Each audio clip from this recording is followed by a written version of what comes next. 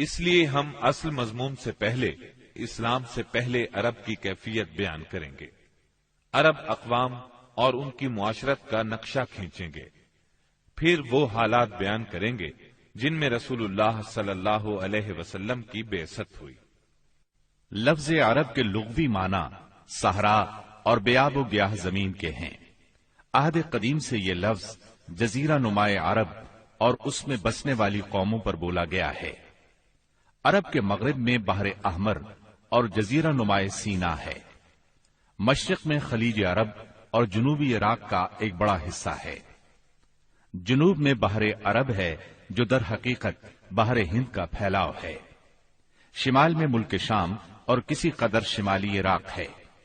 ان میں سے بعض سرحدوں کے بارے میں اختلاف بھی ہے۔ کل رقبے کا اندازہ 10 لاکھ سے 13 لاکھ مربع میل تک کیا گیا ہے۔ نسلی اعتبار سے مورخین نے عرب اقوام کی 3 قسمیں قرار دی ہیں۔ نمبر 1، عرب بائدہ، یعنی وہ قدیم عرب قبائل اور قومیں جو بالکل ناپید ہو گئیں اور ان کے متعلق ضروری معلومات بھی دستیاب نہیں، مثلا عاد، سمود، تسم، جدیس، عمالقہ وغیرہ۔ نمبر 2، عرب عاربہ، یعنی وہ عرب قبائل جو یعرب بن یشجب بن قحطان کی نسل سے ہیں، انہیں قحطانی عرب کہا جاتا ہے۔ نمبر 3، عرب مستعربہ، یعنی وہ قبائل جو سیدنا اسماعیل علیہ السلام کی نسل سے ہیں، انہیں عدنانی عرب کہا جاتا ہے۔ عرب عاربہ یعنی قحطانی عرب کا اصل گہوارہ ملک یمن تھا۔ یہیں ان کے خاندان اور قبیلے مختلف شاخوں میں پھوٹے، پھیلے اور بڑھے۔ ان میں سے 2 قبیلوں نے بہت شہرت حاصل کی۔ ایک ہمیر، جس کی مشہور شاخیں زید الجمہور، قزاع اور سکاسک ہیں۔ دوسرا کہلان، جس کی مشہور شاخیں ہمدان، انمار، مزہج، تے، کندہ، لخم، جزام، ازد، اوس، خزرج اور اولاد جفنا ہیں، جنہوں نے آگے چل کر ملک شام میں بادشاہت قائم کی اور آل غسان کے نام سے مشہور ہوئے۔ عرب مستعربہ کے جد اعلی سیدنا ابراہیم علیہ السلام اصلاً عراق کے ایک شہر اور کے باشندے تھے۔ یہ شہر دریائے فرات کے مغربی ساحل پر کوفے کے قریب واقع تھا۔ اس کی کھدائی کے دوران میں جو کتبے برآمد ہوئے ان سے اس شہر کے متعلق بہت سی تفصیلات منظر عام پر آئی ہیں، اور سیدنا ابراہیم علیہ السلام کے خاندان کی بعض تفصیلات معلوم ہوئی ہیں۔ نیز ملک کے دینی اور اجتماعی حالات بھی سامنے آئے ہیں۔ سیدنا ابراہیم علیہ السلام یہاں سے ہجرت کر کے شہر حران تشریف لے گئے تھے اور پھر وہاں سے فلسطین جا کر اس کو اپنی دعوتی سرگرمیوں کا مرکز بنا لیا، اور دعوت و تبلیغ کے لیے یہیں سے اندرون و بیرون ملک آتے جاتے رہتے تھے۔ ایک بار آپ مصر تشریف لے گئے۔ فرعون نے آپ کی بیوی سیدہ سارہ علیہ السلام کی کیفیت سنی تو بدنیت ہو گیا، انہیں بری نیت سے اپنے دربار میں بلایا، لیکن اللہ نے سیدہ سارہ کی دعا کے نتیجے میں غیبی طور پر فرعون کی ایسی گرفت کی کہ وہ ہاتھ پاؤں مارنے لگا۔ اس کی نیت بد اس کے منہ پر مار دی گئی، اور وہ اس حادثے کی نوعیت سے سمجھ گیا کہ سیدہ سارہ اللہ کی نہایت خاص اور مقرب بندی ہیں۔ وہ ان کے اس وصف سے اس قدر متاثر ہوا کہ اپنی بیٹی ہاجرہ کو ان کی خدمت میں دے دیا۔ پھر سیدہ سارہ نے سیدہ ہاجرہ کو ابراہیم علیہ السلام کی زوجیت میں دے دیا۔ ابراہیم علیہ السلام ان دونوں کو لے کر فلسطین واپس تشریف لائے۔ پھر اللہ نے سیدہ ہاجرہ کے بطن سے ابراہیم علیہ السلام کو ایک فرزند ارجمند اسماعیل علیہ السلام عطا فرمایا۔ سیدہ سارہ بے اولاد تھیں، اس لیے انہیں بہت غیرت آئی، اور انہوں نے سیدنا ابراہیم علیہ السلام کو مجبور کیا کہ سیدہ ہاجرہ کو ان کے نوزائیدہ بچے سمیت جلا وطن کر دیں۔ حالات نے ایسا رخ اختیار کیا کہ انہیں سیدہ سارہ کی بات ماننا پڑی، اور وہ سیدہ ہاجرہ اور اسماعیل علیہ السلام کو لے کر حجاز تشریف لے گئے۔ وہاں انہیں ایک بے آب و گیاہ وادی میں اتار دیا۔ اسی جگہ آج بیت اللہ ہے، اس وقت نہیں تھا، صرف ٹیلوں کی طرح ابھری ہوئی زمین تھی۔ سیلاب آتا تو دائیں بائیں سے کترا کر نکل جاتا تھا۔ وہیں مسجد حرام کے بالائی حصے میں زمزم کے پاس ایک بہت بڑا درخت تھا۔ آپ نے ان دونوں کو اسی درخت کے پاس چھوڑا تھا۔ اس وقت مکے میں پانی تھا نہ انسان، اس لیے سیدنا ابراہیم علیہ السلام نے ایک توشہ دان میں کھجوریں اور ایک مشکیزے میں پانی رکھ دیا۔ اس کے بعد فلسطین واپس چلے گئے۔ ادھر چند ہی دن میں کھجوریں اور پانی ختم ہو گیا۔ سخت مشکل پیش آئی، مگر اس مشکل وقت میں اللہ کے فضل سے زمزم کا چشمہ پھوٹ پڑا اور ان کے لیے خوراک کا سامان بن گیا۔ اسماعیل علیہ السلام جب جوان ہوئے تو جرہم قبیلے سے عربی سیکھ لی۔ یہ قبیلہ وہاں پانی دیکھ کر آباد ہو گیا تھا۔ اس قبیلے کے لوگ انہیں پسند کرنے لگے تو ان لوگوں نے اپنے خاندان کی ایک خاتون سے ان کی شادی کر دی۔ اسی دوران میں سیدہ ہاجرہ کا انتقال ہو گیا۔ ادھر سیدنا ابراہیم علیہ السلام کو خیال آیا کہ اپنا ترکہ دیکھنا چاہیے، چنانچہ وہ مکہ معظمہ تشریف لے گئے، لیکن سیدنا اسماعیل علیہ السلام سے ملاقات نہ ہوئی۔ بہو سے حالات دریافت کیے، اس نے تنگ دستی کی شکایت کی۔ آپ نے وصیت کی کہ اسماعیل آئیں تو کہنا اپنے دروازے کی چوکھٹ بدل دیں۔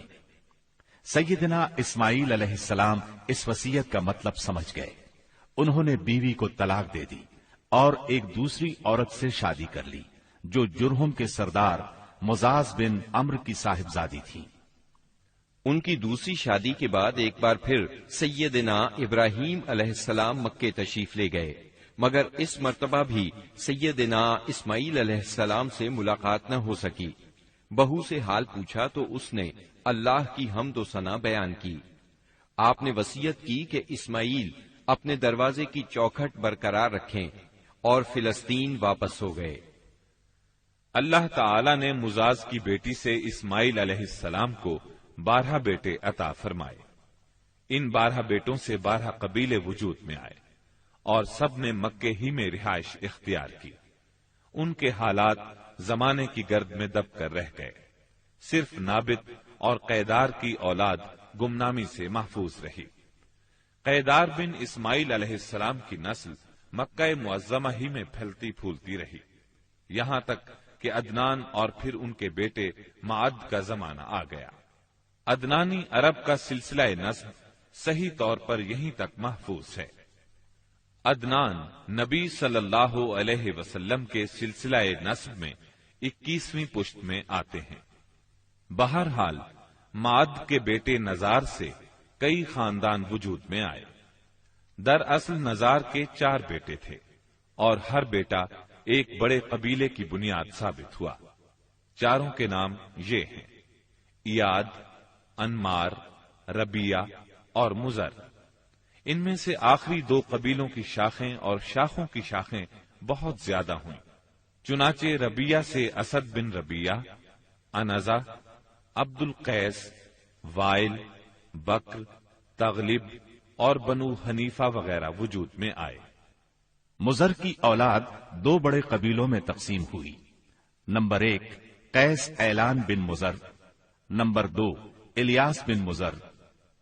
قیس اعلان سے بنو سلیم، بنو حوازن، بنو غطفان، غطفان سے افس، زبیان، اشجع اور غنی بن عاصر کے قبائل وجود میں آئے۔ الیاس بن مزر سے تمیم بن مرہ، حزیل بن مدرکہ، بنو اسد بن خزیمہ اور کنانہ بن خزیمہ کے قبائل وجود میں آئے۔ پھر کنانہ سے قریش کا قبیلہ وجود میں آیا۔ یہ قبیلہ فہر بن مالک بن نضر بن کنانہ کی اولاد ہے۔ پھر قریش بھی مختلف شاخوں میں تقسیم ہوئے۔ مشہور قریشی شاخوں کے نام یہ ہیں: جمح، سہم، عدی، مخزوم، تیم، زہرہ اور قصی بن کلاب کے خاندان یعنی عبد الدار، اسد بن عبد العزا اور عبد مناف۔ یہ تینوں قصی کے بیٹے تھے۔ ان میں سے عبد مناف کے 4 بیٹے ہوئے جن سے 4 ذیلی قبیلے وجود میں آئے، یعنی عبد الشمس، نوفل، مطلب اور ہاشم۔ انہی ہاشم کی نسل سے اللہ نے ہمارے نبی کریم صلی اللہ علیہ وسلم کا انتخاب فرمایا۔ ابن عباس رضی اللہ عنہ کا بیان ہے کہ رسول اللہ صلی اللہ علیہ وسلم نے فرمایا، اللہ تعالی نے مخلوق پیدا فرمائی تو مجھے سب سے اچھے گروہ کے اندر رکھا، پھر قبائل کو چنا تو مجھے سب سے اچھے قبیلے کے اندر بنایا، پھر گھرانوں کو چنا تو مجھے سب سے اچھے گھرانے میں بنایا، لہذا میں اپنی ذات کے اعتبار سے بھی سب سے اچھا ہوں اور اپنے گھرانے کے اعتبار سے بھی سب سے بہتر ہوں۔ جس وقت جزیرۃ العرب پر اسلام کا سورج طلوع ہوا، وہاں 2 قسم کے حکمران تھے، ایک تاجپوش بادشاہ جو حقیقت میں مکمل طور پر آزاد اور خود مختار نہیں تھے، اور دوسرے قبائلی سردار جنہیں اختیارات کے لحاظ سے وہی حیثیت حاصل تھی جو تاجپوش بادشاہوں کی تھی، لیکن ان کی اکثریت کو ایک مزید امتیاز یہ حاصل تھا کہ وہ مکمل طور پر آزاد اور خود مختار تھے۔ اس وقت تاجپوش حکمران یہ تھے: شاہان یمن، شاہان آل غسان یعنی شام، اور شاہان ہیرا یعنی عراق۔ باقی عرب حکمران تاجپوش نہ تھے۔ عرب عاربہ میں سے قدیم ترین قوم سبا تھی۔ اور یعنی عراق سے جو کتبات برآمد ہوئے ان میں 2500 سال قبل مسیح کی اس قوم کا ذکر ملتا ہے، لیکن اس کے عروج کا زمانہ 11 صدی قبل مسیح سے شروع ہوتا ہے۔ اس کی تاریخ کے اہم ادوار یہ ہیں: 650 قبل مسیح سے پہلے کا دور۔ اس دور میں سبا کے بادشاہوں کا لقب مکرب سبا تھا۔ ان کا پایہ تخت سرواہ تھا، جس کے کھنڈرات آج بھی معارب کے مغرب میں 1 دن کے فاصلے پر پائے جاتے ہیں۔ یہ کھنڈرات خریبہ کے نام سے مشہور ہیں۔ اسی دور میں معارب کے مشہور بند کی بنیاد رکھی گئی، جسے یمن کی تاریخ میں بہت اہمیت حاصل ہے۔ 650 قبل مسیح سے 115 قبل مسیح تک کا دور۔ اس دور میں سبا کے بادشاہوں نے مکرب کا لفظ چھوڑ کر ملک یعنی بادشاہ کا لقب اختیار کر لیا اور سرواہ کی بجائے معارب کو اپنا دارالسلطنت بنایا۔ اس شہر کے کھنڈرات آج بھی صنعاء سے 60 میل مشرق میں پائے جاتے ہیں۔ 115 قبل مسیح سے 300 عیسوی تک کا دور۔ اس دور میں سبا کی مملکت پر قبیلہ ہمیر کو غلبہ حاصل رہا اور اس نے معارب کی بجائے ریدان کو اپنا پایہ تخت بنایا۔ پھر ریدان کا نام ظفار پڑ گیا، جس کے کھنڈرات آج بھی شہر یرین کے قریب ایک دائرہ نما پہاڑی پر پائے جاتے ہیں۔ اسی دور میں قوم سبا کا زوال شروع ہوا۔ 300 عیسوی کے بعد سے آغاز اسلام تک کا دور۔ اس دور میں یمن کے اندر مسلسل اضطراب اور انتشار برپا رہا۔ انقلابات آئے، خانہ جنگیاں ہوئیں اور بیرونی قوموں کو مداخلت کے مواقع ہاتھ آئے، یہاں تک کہ ایک وقت ایسا بھی آیا کہ یمن کی آزادی سلب ہو گئی۔ چنانچہ اسی دور میں رومیوں نے عدن پر فوجی قبضہ کیا اور ان کی مدد سے حبشیوں نے ہمیر اور ہمدان کی آپس میں کشمکش سے فائدہ اٹھایا اور 340 عیسوی میں پہلی بار یمن پر قبضہ کیا۔ یہ قبضہ 378 عیسوی تک برقرار رہا۔ اس کے بعد یمن کی آزادی تو بحال ہو گئی، مگر معارب کے مشہور بند میں رکھنے پڑنا شروع ہو گئے، یہاں تک کہ 450 عیسوی یا 451 عیسوی میں بند ٹوٹ گیا اور وہ عظیم سیلاب آیا جس کا ذکر قرآن مجید کی سورہ سبا میں سیل عرم کے نام سے کیا گیا ہے۔ پھر 523 عیسوی میں ایک اور سنگین حادثہ پیش آیا، وہ یہ کہ یمن کے یہودی بادشاہ زون واس نے نجران کے عیسائیوں پر ایک ہیبت ناک حملہ کیا، انہیں عیسائی مذہب چھوڑنے پر مجبور کرنے کی کوشش کی۔ جب وہ اس پر آمادہ نہ ہوئے تو زون واس نے خندقیں کھدوا کر انہیں بھڑکتی ہوئی آگ میں جھونک دیا۔ قرآن مجید کی سورہ بروج میں اسی لرزہ خیز واقعے کی طرف اشارہ موجود ہے۔ اس واقعے کا نتیجہ یہ ہوا کہ عیسائیت انتقام لینے پر تل گئی۔ وہ پہلے ہی رومی بادشاہوں کی قیادت میں بلا وجہ عرب کی فتوحات کے لیے تیاری کر چکے تھے، اپنے علاقوں کو وسیع کرنا چاہتے تھے۔ انہوں نے حبشیوں کو یمن پر حملے کی ترغیب دی، انہیں باہری بیڑا مہیا کیا۔ حبشیوں نے رومیوں کی شہ پا کر 525 عیسوی میں اریات کی قیادت میں 70,000 فوج سے یمن پر دوبارہ قبضہ کر لیا۔ قبضے کے بعد اریات نے شاہ حبش کے گورنر کی حیثیت سے یمن پر حکمرانی کی، لیکن پھر اس کی فوج کے ایک ماتحت کمانڈر ابرہا نے اسے قتل کر کے خود اقتدار پر قبضہ جما لیا اور شاہ حبش کو بھی راضی کر لیا کہ وہ اس کے قبضے کو تسلیم کر لے۔ یہ وہی ابرہا ہے جس نے بعد میں خانہ کعبہ کو ڈھانے کی کوشش کی اور ایک لشکر جرار کے علاوہ چند ہاتھیوں کو بھی فوج کشی کے لیے ساتھ لایا، جس کی وجہ سے یہ لشکر اصحاب الفیل کے نام سے مشہور ہوا۔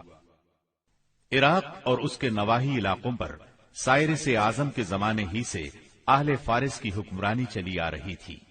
اسے کوروش کبیر، خورس یا سائرس ذوالقرنین بھی کہا جاتا ہے۔ اس کا زمانہ 557 تا 529 قبل مسیح ہے۔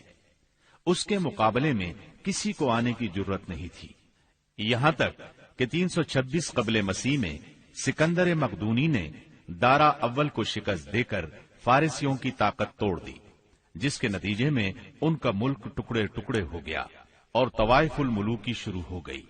یہ انتشار 230 عیسوی تک جاری رہا۔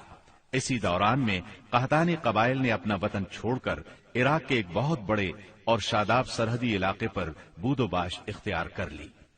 پھر عدنانی لوگ اپنا وطن چھوڑ کر اس طرف آئے۔ انہوں نے لڑ بھیڑ کر جزیرہ فراتیہ کے ایک حصے پر اپنا قبضہ جما لیا۔ ادھر 226 عیسوی میں اردشیر نے جب ساسانی حکومت کی داغ بیل ڈالی تو رفتہ رفتہ فارسیوں کی طاقت ایک بار پھر پلٹ آئی۔ اردشیر کے عہد میں حیرہ، بادیات العراق اور جزیرے کے ربیعی اور مزری قبائل پر جزیمت الوضاح کی حکمرانی تھی۔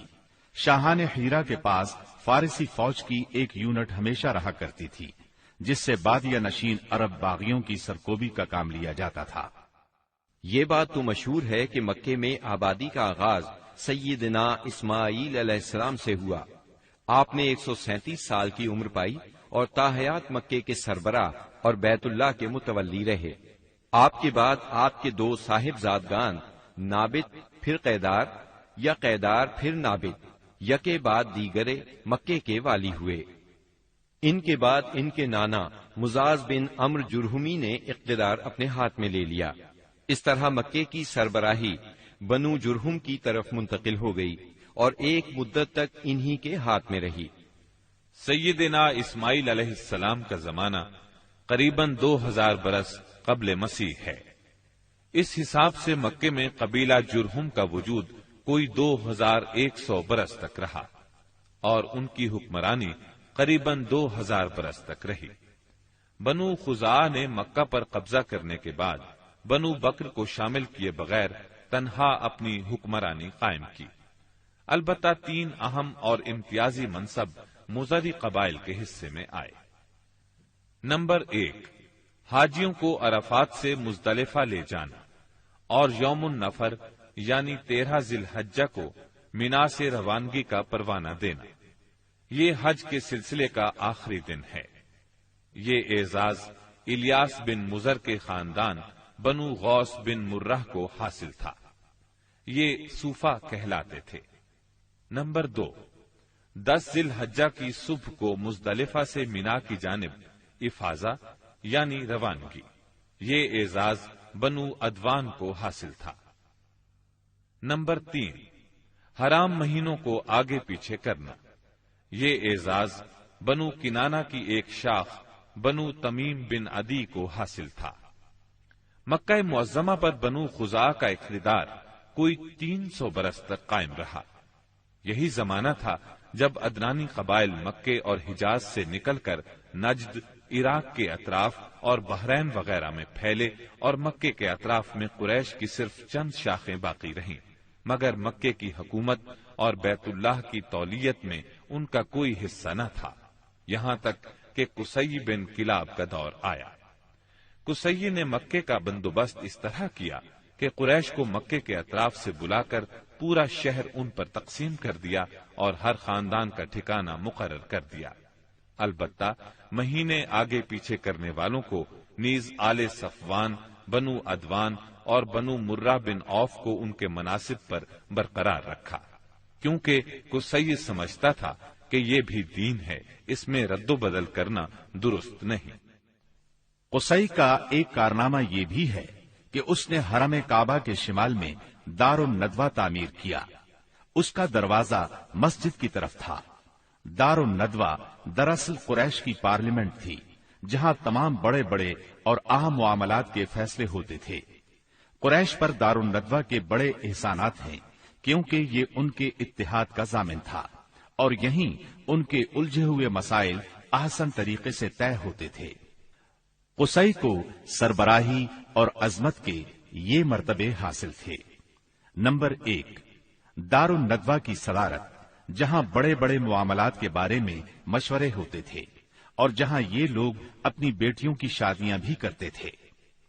نمبر 2، لوا یعنی جنگ کا پرچم قصی ہی کے ہاتھوں باندھا جاتا تھا۔ نمبر 3، حجابت یعنی خانہ کعبہ کی پاسبانی۔ اس کا مطلب یہ ہے کہ خانہ کعبہ کا دروازہ قصی ہی کھولتا تھا۔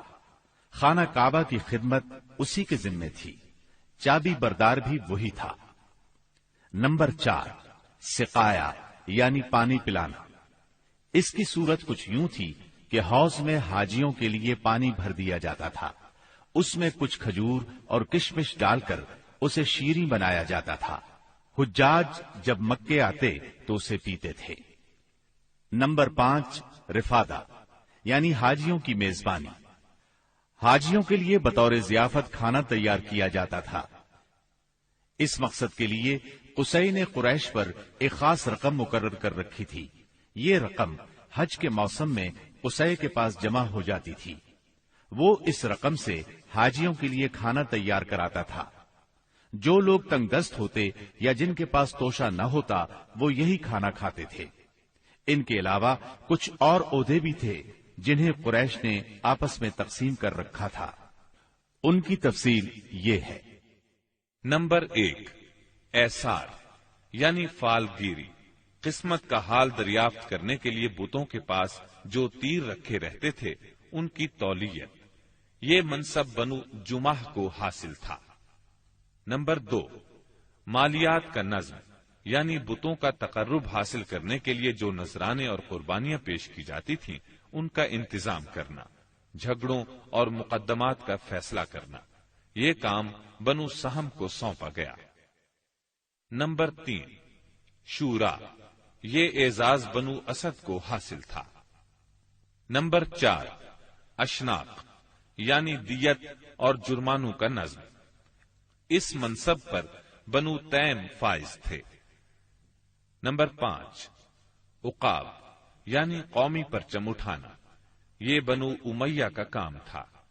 نمبر 6، قبہ یعنی فوجی کیمپ کا انتظام اور شاہ سواروں کی قیادت، یہ کام بنو مخزوم کے حصے میں آیا تھا۔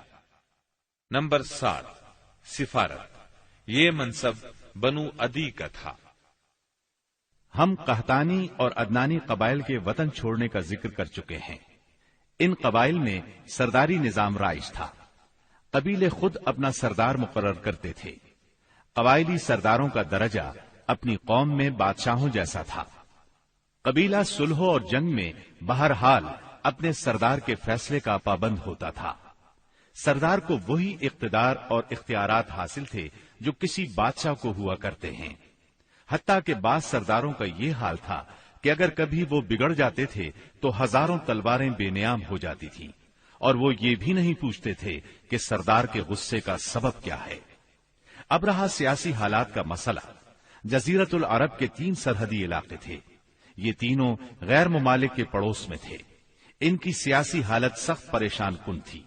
وہاں انتشار کی کیفیت تھی۔ صورتحال زوال پذیر تھی۔ انسان مالک تھا یا غلام، حاکم تھا یا محکوم، بس انہی دو طبقوں میں بٹا ہوا تھا۔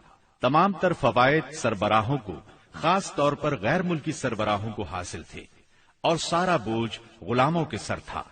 وہ طرح طرح کے ظلم و ستم برداشت کرتے تھے، زبان نہیں کھول سکتے تھے کیونکہ حکمرانی جبری تھی۔ انسانی حقوق نام کی کسی چیز کا دور دور تک وجود نہیں تھا۔ عرب کے عام باشندے اسماعیل علیہ السلام کی دعوت و تبلیغ کے نتیجے میں دین ابراہیم کے پیروکار تھے، اس لیے صرف اللہ کی عبادت کرتے تھے اور توحید پر کاربند تھے۔ لیکن وقت گزرنے کے ساتھ ساتھ انہوں نے اللہ کے احکامات کو بھلا دیا، پھر بھی ان کے اندر توحید اور دین ابراہیمی کے کچھ آثار باقی رہے، کچھ شعائر پر وہ عمل پیرا رہے، یہاں تک کہ بنو خزاعہ کا سردار عمرو بن لحی منظر عام پر آیا۔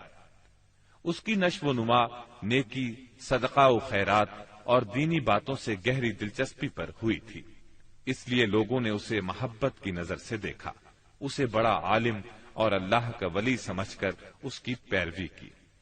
پھر اس شخص نے ملک شام کا سفر کیا، اس نے دیکھا وہاں بتوں کی پوجا ہو رہی تھی۔ اس نے سمجھا یہ طریقہ بھی اچھا ہے اور برحق ہے، کیونکہ ملک شام پیغمبروں کی سرزمین تھی، آسمانی کتابیں وہاں نازل ہوئی تھیں۔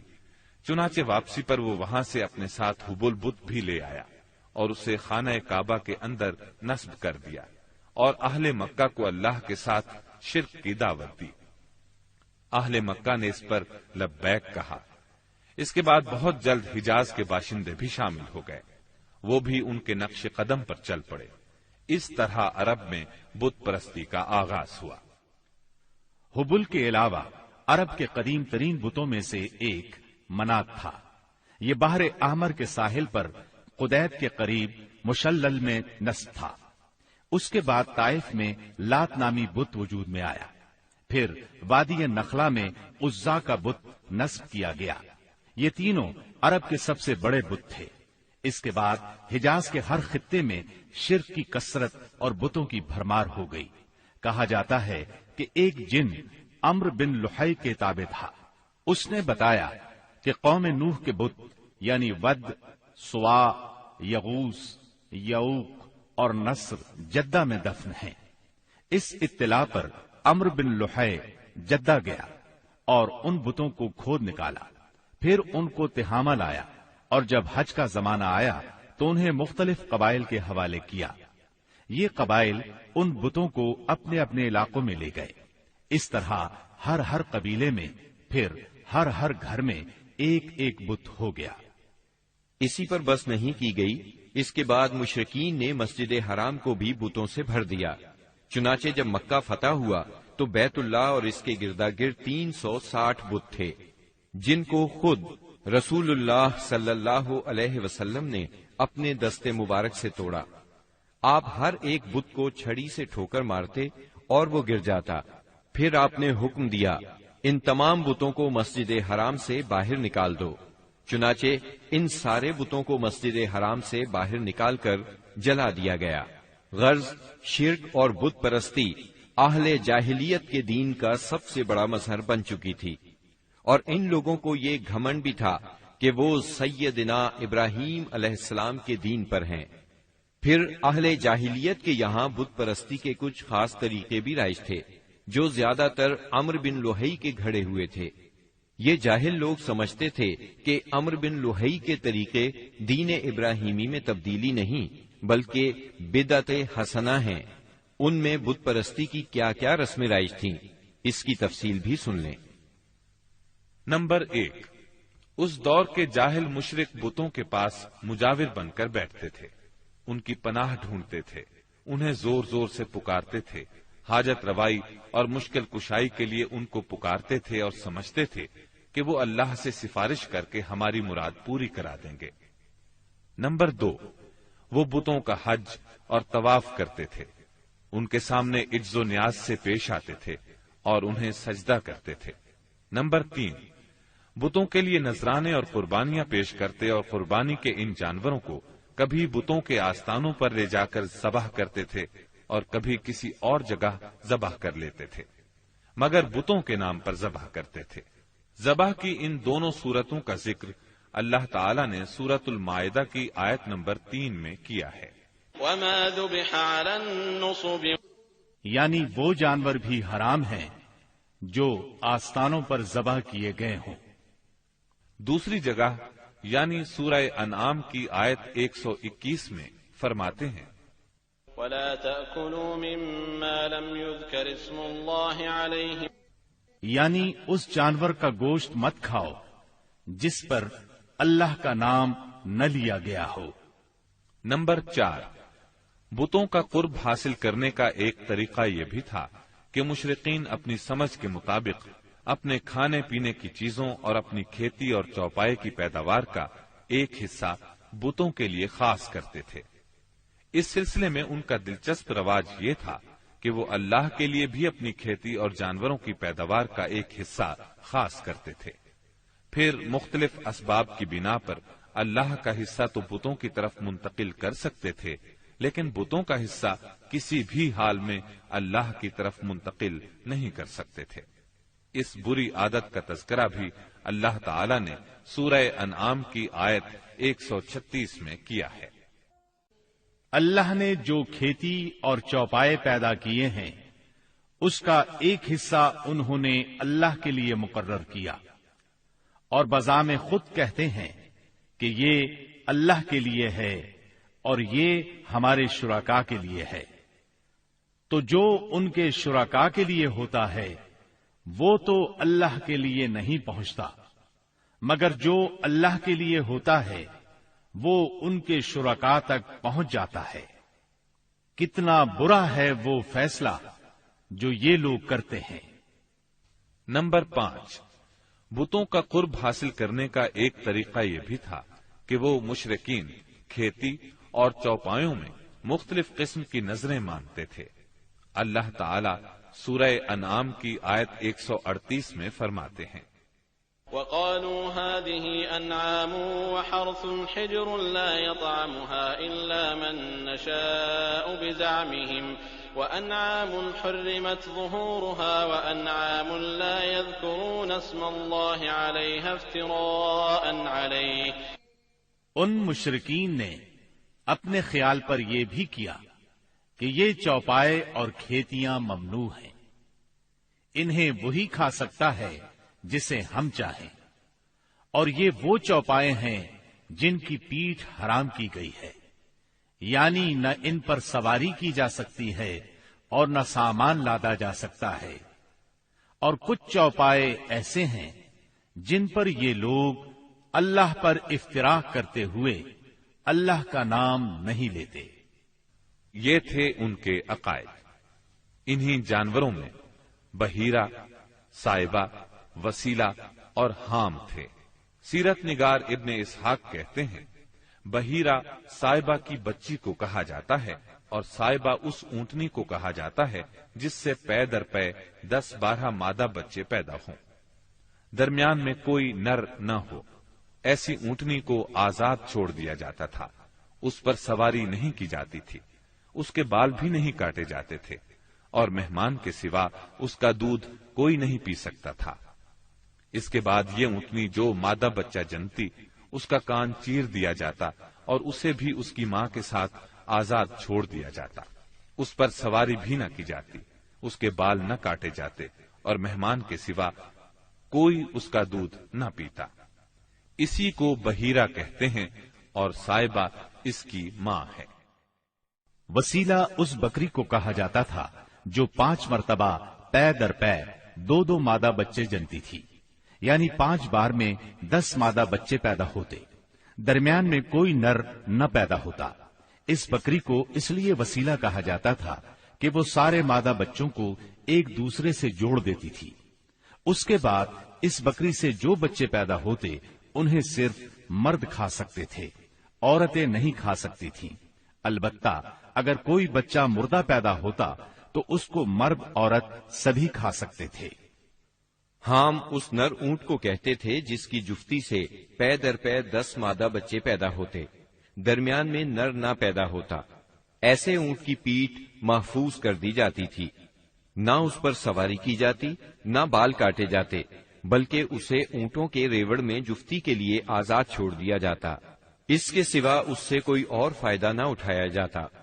عرب اپنے بتوں کے ساتھ یہ سب کچھ اس عقیدے سے کرتے تھے کہ یہ بت انہیں اللہ کے قریب کر دیں گے اور اللہ کے حضور ان کی سفارش کر دیں گے۔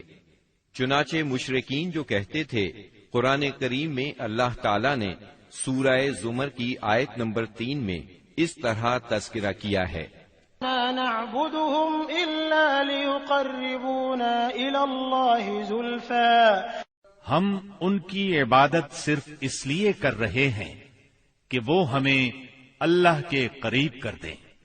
اسی طرح قرآن کریم کی سورہ یونس آیت 18 میں یہ الفاظ آئے ہیں، وَيَعْبُدُونَ مِن دُونِ اللَّهِ مَا لَا يَضُرُّهُمْ وَلَا يَنفَعُهُمْ وَيَقُولُونَ هَؤُلَاءِ شُفَعَاؤُنَا عِندَ اللَّهِ، یہ مشرکین اللہ کے سوا ان کی عبادت کرتے ہیں جو انہیں نہ نفع پہنچا سکیں نہ نقصان، اور کہتے ہیں کہ یہ اللہ کے پاس ہمارے سفارشی ہیں۔ مشرکین عرب کاہنوں، عرافوں اور نجومیوں کی خبروں پر بھی ایمان رکھتے تھے۔ کاہن اسے کہتے ہیں جو آنے والے واقعات کی پیش گوئی کرے اور جو چھپے ہوئے رازوں کے جاننے کا دعویٰ کرے۔ نجومی اسے کہتے ہیں جو ستاروں پر غور کر کے ان کی رفتار اور اوقات کا حساب لگا کر پتہ لگاتا ہے کہ دنیا میں آئندہ کیا حالات و واقعات پیش آئیں گے۔ ان نجومیوں کی خبروں کو ماننا دراصل ستاروں پر ایمان لانا ہے۔ مشرکین میں بدشگونی کا بھی رواج تھا، اسے عربی میں طیارہ کہتے ہیں۔ اس کی صورت یہ تھی کہ مشرکین کسی چڑیا یا ہرن کے پاس جا کر اسے بھگاتے تھے۔ اگر وہ دائیں طرف بھاگتا تو اسے اچھا شگون خیال کرتے، کامیابی کی علامت خیال کرتے اور اپنا کام کر گزرتے۔ اگر وہ بائیں طرف بھاگتا تو اسے نحوست کی علامت سمجھ کر اپنے کام سے باز رہتے۔ اسی طرح اگر کوئی چڑیا یا جانور راستہ کاٹ دیتا تو اس کو منحوس خیال کرتے۔ اسی سے ملتی جلتی ایک حرکت یہ تھی کہ مشرکین خرگوش کے ٹخنے کی ہڈی لٹکاتے تھے اور بعض دنوں، بعض مہینوں، جانوروں، گھروں اور عورتوں کو منحوس سمجھتے تھے۔ آج کے دور میں بھی ایسی باتیں سننے میں آتی ہیں، کالی بلی راستہ کاٹ گئی، اللہ خیر کرے وغیرہ۔ قریش کی ایک بدعت یہ تھی کہ وہ کہتے تھے ہم سیدنا ابراہیم علیہ السلام کی اولاد ہیں، حرم کے پاسبان، بیت اللہ کے والی اور مکے کے باشندے ہیں۔ کوئی شخص ہمارا ہم مرتبہ نہیں اور نہ کسی کے حقوق ہمارے حقوق کے مساوی ہیں۔ اسی لیے یہ لوگ اپنا نام ہمس یعنی بہادر رکھتے تھے، لہذا ہمارے شایان شان نہیں کہ ہم حدود حرم سے باہر جائیں۔ چنانچہ حج کے دوران میں یہ لوگ عرفات نہیں جاتے تھے اور نہ وہاں سے افاضہ کرتے تھے، بلکہ مزدلفہ ہی میں ٹھہر کر وہیں سے افاضہ کر لیتے تھے۔ اللہ تعالی نے اس بدعت کی اصلاح کرتے ہوئے سورہ بقرہ کی آیت 199 میں فرمایا، ثم افیضوا من حیث افاض الناس، یعنی تم لوگ بھی وہیں سے افاضہ کرو جہاں سے سارے لوگ افاضہ کرتے ہیں۔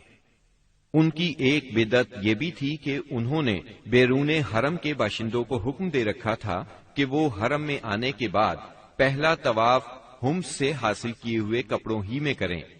چنانچہ ان کا کپڑا اگر دستیاب نہ ہوتا تو مرد ننگے طواف کرتے اور عورتیں اپنے سارے کپڑے اتار کر صرف ایک چھوٹا سا کھلا کرتا پہن لیتی اور اسی میں طواف کرتی اور دوران طواف یہ شعر پڑھتی، اليوم يبدو بعضه أو كله وما بدأ منه فلا أحله، آج کچھ یا ساری شرمگاہ کھل جائے گی، لیکن جو کھل جائے میں اسے دیکھنا حلال قرار نہیں دیتی۔ اللہ تعالی نے ان خرافات کے خاتمے کے لیے سورہ آراف کی آیت نمبر 31 میں فرمایا، یا بنی آدم خذوا زینتکم عند کل مسجد، یعنی اے آدم کے بیٹو، ہر مسجد کے پاس اپنی زینت اختیار کرو۔ یہی دین یعنی شرک و بت پرستی اور توہمات و خرافات پر مبنی عقیدے والا دین عام اہل عرب کا دین تھا۔ اس کے علاوہ جزیرۃ العرب کے مختلف اطراف میں یہودیت، مسیحیت، مجوسیت اور سابعیت نے بھی قدم جما لیے تھے۔ جزیرۃ العرب میں یہود کا دور اس وقت سے شروع ہوتا ہے جب فلسطین میں بابل اور آشور کی حکومت کی فتوحات کی وجہ سے یہودیوں کو اپنا وطن چھوڑنا پڑا۔ اس حکومت کی سخت گیری اور بخت نصر کے ہاتھوں یہودی بستیوں کی تباہی اور ویرانی، ان کے ہیکل کی بربادی اور ان کی اکثریت کی ملک بابل سے جلا وطنی کا نتیجہ یہ ہوا کہ یہود کی ایک جماعت فلسطین چھوڑ کر حجاز کے شمالی اطراف میں آ بسی اور یثرب، خیبر اور تیماء میں آباد ہو کر یہاں اپنی باقاعدہ بستیاں بسا لی، قلعے تعمیر کر لیے اور گڑھیاں بنا لی۔ وطن چھوڑ کر آنے والے ان یہود کے ذریعے عرب باشندوں میں کسی قدر یہودی مذہب کا بھی رواج ہوا اور اسلام کے ظہور سے پہلے اس کو بھی ایک اچھی بھلی حیثیت حاصل ہو گئی۔ اسلام کے ظہور کے وقت مشہور یہودی قبائل یہ تھے: خیبر، نذیر، مستلق، قریظہ اور قینقاع۔ جہاں تک عیسائی مذہب کا تعلق ہے، بلاد عرب میں اس کی آمد حبشی اور رومی قبضہ گیروں اور فاتحین کے ذریعے ہوئی۔ یمن پر حبشیوں کا قبضہ پہلی بار 340 عیسوی میں ہوا اور 378 عیسوی تک برقرار رہا۔ اس دوران یمن میں مسیحی مشن کام کرتا رہا۔ قریباً اسی زمانے میں ایک متقی اور پرہیزگار شخص فیمیون نجران پہنچا اور وہاں کے باشندوں میں عیسائی مذہب کی تبلیغ کی۔ نجران کے لوگوں کو اس کے دین میں کچھ ایسی سچی علامات نظر آئیں کہ وہ عیسائی ہو گئے۔ جہاں تک مجوسی مذہب کا تعلق ہے تو اسے زیادہ تر اہل فارس کے ہمسایہ عربوں میں فروغ حاصل ہوا، مثلاً عراق، عرب، بحرین، ہجر اور خلیج عربی کے ساحلی علاقے۔ ان کے علاوہ یمن پر فارسی قبضے کے دوران میں وہاں بھی اکا دکا افراد نے مجوسیت قبول کی۔ باقی رہا سابی مذہب، تو عراق کے آثار قدیمہ کی کھدائی کے دوران جو کتبات برآمد ہوئے ان سے پتہ چلتا ہے کہ یہ ابراہیم علیہ السلام کی کلدانی قوم کا مذہب تھا۔ دور قدیم میں شام و یمن کے بہت سے باشندے بھی اسی مذہب کے پیروکار تھے۔ عرب کے باقی دینوں کے ماننے والوں کا حال مشرکین ہی جیسا تھا، کیونکہ ان کے دل یکساں تھے، عقائد ایک سے تھے اور رسم و رواج میں ہم آہنگی تھی۔ جزیرۃ العرب کے سیاسی اور مذہبی حالات بیان کرنے کے بعد اب وہاں کے اجتماعی، اقتصادی اور اخلاقی حالات کا خاکہ مختصراً پیش کرتے ہیں۔ عرب آبادی مختلف طبقات میں بٹی ہوئی تھی۔ ہر طبقے کے حالات ایک دوسرے سے بہت زیادہ مختلف تھے۔ چنانچہ معزز طبقے میں مرد اور عورت کا تعلق خاصا ترقی یافتہ تھا۔ عورت کو بہت کچھ خود مختاری حاصل تھی، اس کی بات مانی جاتی تھی، اس کا اس قدر احترام اور حفاظت کی جاتی کہ اس کی خاطر تلواریں سونت لی جاتی تھی، خون ریزی ہو جاتی تھی۔ آدمی جب اپنی شجاعت اور بہادری پر بات کرنا چاہتا، اپنی تعریف کرنا چاہتا تو عموماً عورت ہی کو مخاطب کرتا۔ شجاعت اور سخاوت کی صفات کو ان کے درمیان بہت بڑا مقام حاصل تھا۔ اکثر اوقات ان میں صلح کے لیے عورت ہی بڑا کردار ادا کرتی تھی۔ وہ چاہتی تو قبائل کو صلح کے لیے جمع کر لیتی تھی اور چاہتی تو ان کے درمیان جنگ کی آگ بھڑکا دیتی۔ لیکن ان تمام باتوں کے باوجود خاندان کا سربراہ مرد ہی کو مانا جاتا تھا اور اس کی بات فیصلہ کن ہوتی تھی۔ اس طبقے میں مرد اور عورت کا تعلق عقد نکاح کے ذریعے ہوتا تھا۔ یہ نکاح عورت کے ولیوں کی نگرانی میں انجام پاتا تھا۔ عورت کو ان کی ولایت کے بغیر نکاح کا حق نہیں تھا۔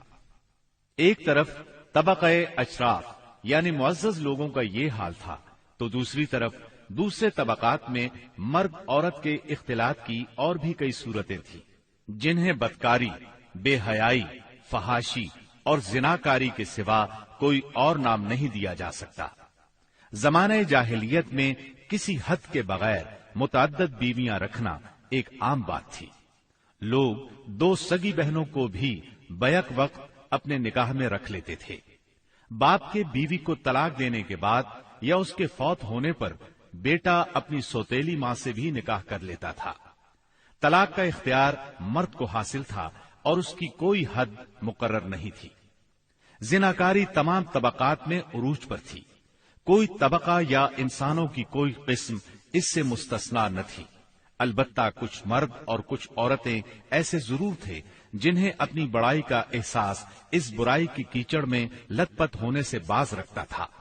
پھر آزاد عورتوں کا حال لونڈیوں کی نسبت اچھا تھا۔ اصل مصیبت لونڈیاں ہی تھیں۔ ایسا لگتا ہے جیسے ان جاہلوں کی اکثریت اس برائی کی طرف منسوب ہونے میں کوئی آر بھی محسوس نہیں کرتی تھی۔ جاہلیت میں باپ بیٹے کا تعلق بھی مختلف نوعیت کا تھا۔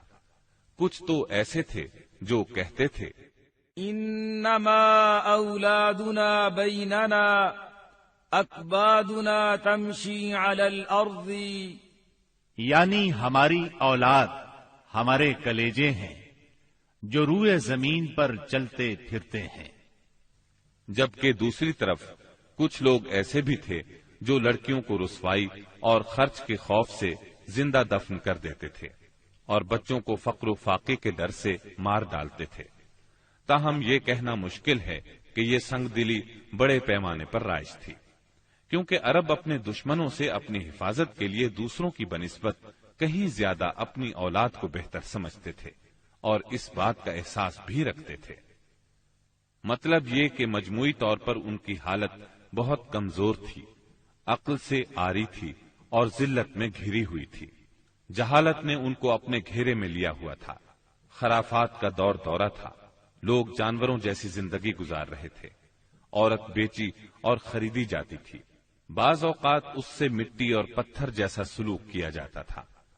قوم کے باہمی تعلقات کمزور بلکہ ٹوٹے ہوئے تھے۔ رہ گئیں حکومتیں تو ان کو صرف اپنا خزانہ بھرنے سے غرض تھی یا مخالفوں پر فوج کشی کرنے کی فکر۔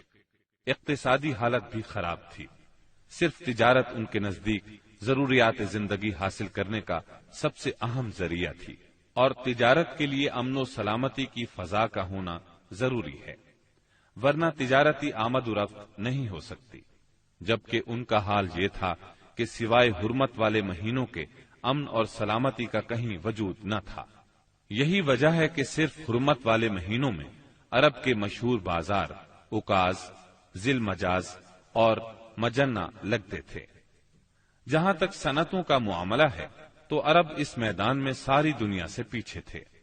کپڑے کی بنائی اور چمڑے کی دباغت وغیرہ کی شکل میں جو چند صنعتیں پائی بھی جاتی تھیں وہ زیادہ تر یمن، ہیرا اور شام سے ملے ہوئے علاقوں میں تھی۔ البتہ اندرون عرب گلہ بانی اور کھیتی باڑی کا کسی قدر رواج تھا۔ ساری عرب عورتیں سوت کاٹتی تھیں، لیکن مشکل یہ تھی کہ سارا مال و متاع ہمیشہ لڑائیوں کی زد میں رہتا تھا۔ غربت عام تھی، لوگ ضروری لباس تک سے محروم تھے۔ یہ بات تو مشہور ہے کہ اہل جاہلیت میں کمینی اور رذیل عادات پائی جاتی تھی، عقل کے خلاف باتوں کی بھرمار تھی، تاہم ان میں کچھ پسندیدہ اخلاق بھی تھے۔ ان اخلاق کو دیکھ کر انسان دنگ رہ جاتا تھا۔ نمبر 1، کرم و سخاوت۔ یہ اہل جاہلیت کی خوبی تھی جس میں وہ ایک دوسرے سے آگے نکل جانے کی کوشش کرتے تھے، اور اس پر فخر کرنے کا عالم یہ تھا کہ عرب کے آدھے اشعار اسی کی نظر ہو جاتے تھے۔ اس وصف کی بنیاد پر کوئی اپنی تعریف کرتا تھا تو کوئی دوسروں کی۔ حالت یہ تھی کہ سخت سردی اور بھوک کی حالت میں بھی کوئی مہمان آ جاتا اور میزبان کے پاس اپنی سواری والی اونٹنی کے سوا کچھ نہ ہوتا، اور کنبے کی ضرورت پوری کرنے کا ذریعہ بھی صرف وہی سواری ہوتی تو اپنے مہمان کے لیے ذبح کر دیتا۔ یہ ان کے کرم ہی کا نتیجہ تھا کہ بڑی بڑی دیت اور مالی ذمہ داریاں اٹھا لیتے تھے، اور اس طرح انسانوں کو بربادی اور خون ریزی سے بچا کر دوسرے رئیسوں اور سرداروں کے مقابل فخر کرتے تھے۔ وہ جوا کھیلتے تھے، ان کا خیال تھا یہ بھی سخاوت کی ایک راہ ہے۔ کیونکہ انہیں جو نفع حاصل ہوتا یا نفع حاصل کرنے والوں کے حصے سے جو کچھ زائد بچ رہتا اس کو وہ مسکینوں کو دے دیتے تھے۔ اسی لیے قرآن پاک نے شراب اور جوئے کے نفع کا سرے سے انکار نہیں کیا، بلکہ سورہ بقرہ کی آیت 219 میں فرمایا وَإِثْمُهُمَا أَكْبَرُ مِن نَّفْعِهِمَا، یعنی ان دونوں کا گناہ ان کے نفع سے بڑھ کر ہے۔ نمبر 2، ایفائے عہد یعنی وعدے کا پورا کرنا، دور جاہلیت کے اخلاق فاضلہ میں سے ہے۔ عہد کو ان کے نزدیک دین کی حیثیت حاصل تھی، جس سے وہ ہر حال میں چمٹے رہتے تھے، اور اس راستے میں اپنی اولاد کا خون اور اپنے گھر بار کی تباہی بھی ہیج سمجھتے تھے۔ نمبر 3، خودداری اور عزت نفس، اس پر قائم رہنا اور ظلم و جبر برداشت نہ کرنا بھی جاہلیت کے معروف اخلاق میں سے تھا۔ اس کا نتیجہ یہ تھا کہ ان کی شجاعت اور غیرت حد سے بڑھی ہوئی تھی۔ وہ فوراً بھڑک اٹھتے تھے اور چھوٹی سے چھوٹی توہین آمیز بات پر تلوار اور نیزہ اٹھا لیتے تھے، اور نہایت خون ریز جنگ چھڑ جاتی اور انہیں اس راہ میں اپنی جان کی قطعاً پرواہ نہ رہتی تھی۔ نمبر 4، عزائم کی تکمیل۔ اہل جاہلیت میں ایک خاص بات یہ بھی تھی کہ جب وہ کسی کام کو فخر اور ناز کا ذریعہ سمجھ کر انجام دینے پر تل جاتے تو پھر کوئی رکاوٹ انہیں روک نہیں سکتی تھی۔ وہ اپنی جان پر کھیل کر اس کام کو انجام دے ڈالتے تھے۔